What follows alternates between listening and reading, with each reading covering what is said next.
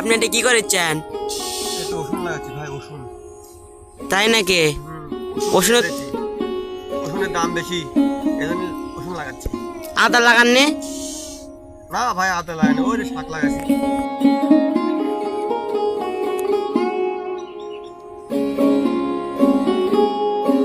আপনি হোটেল থেকে কামাইলে ওষুধ লাগাচ্ছেন, আপনি হোটেলের পুরি তো শেষ স্বাদ, তো আর হোটেলগিরি করছেন না?